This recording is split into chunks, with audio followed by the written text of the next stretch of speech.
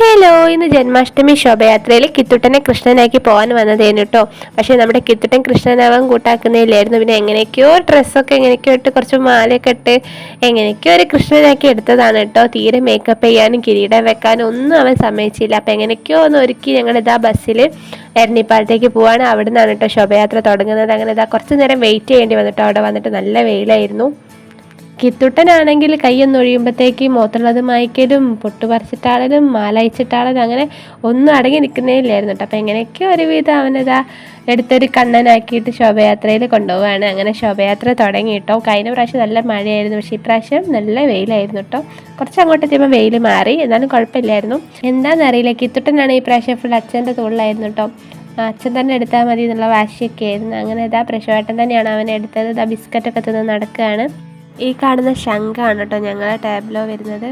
കീത്തിട്ടതാ പിന്നെ കുറേ കഴിഞ്ഞപ്പോൾ ഇറങ്ങി നടക്കാൻ തുടങ്ങി കേട്ടോ. പിന്നെ ഓടാൻ തുടങ്ങി. പിന്നെ ആളെ ആക്റ്റീവായിരുന്നു കേട്ടോ.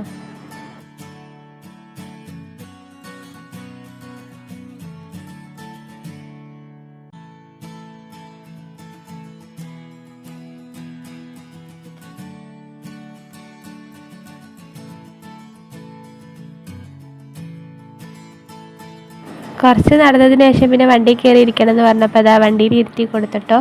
പിന്നെ കുറേ സമയം അവിടെ തന്നെ അടങ്ങിയിരുന്നു.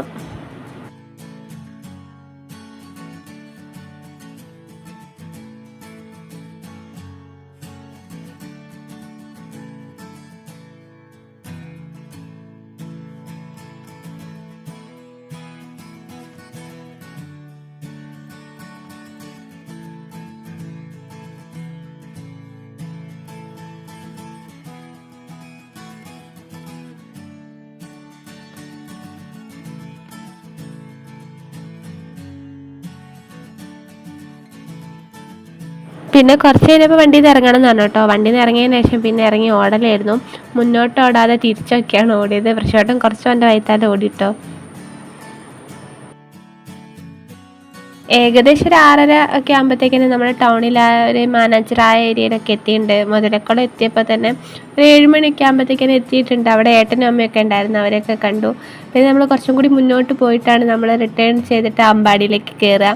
അപ്പം അങ്ങനെ പോകുമ്പം കുറച്ച് ടാബ്ലോ ഒക്കെ കാണാൻ പറ്റി. അപ്പം അതിൻ്റെയൊക്കെ വീഡിയോയും കൂടി ഇതിൽ ഉൾപ്പെടുത്തട്ടോ.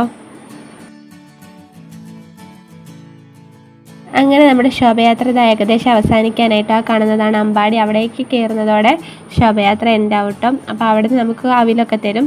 അങ്ങനെ ഞങ്ങളിത് ഉള്ളോട്ട് കയറുകയാണ് കേട്ടോ. ഇതാ നമ്മൾ ഉള്ളിൽ കയറി അവിലൊക്കെ കഴിച്ച് കിത്തുട്ടൻ്റെ ഡ്രസ്സൊക്കെ ചേഞ്ച് ചെയ്ത് ബസ്സിന് വേണ്ടി വെയിറ്റ് ചെയ്യാണ്. അപ്പോൾ ഇതൊക്കെയാണ് കേട്ടോ നമ്മുടെ ശോഭയാത്ര വിശേഷങ്ങൾ എന്ന് പറയുന്നത്. അപ്പോൾ നമ്മുടെ ഇങ്ങനത്തെ പുതിയ പുതിയ വീഡിയോകൾ കാണാൻ വേണ്ടിയിട്ട് നമ്മുടെ ചാനലൊന്ന് സബ്സ്ക്രൈബ് ചെയ്യാൻ മറക്കല്ല കേട്ടോ. അപ്പോൾ അത്രയേ ഉള്ളൂ, ബൈ.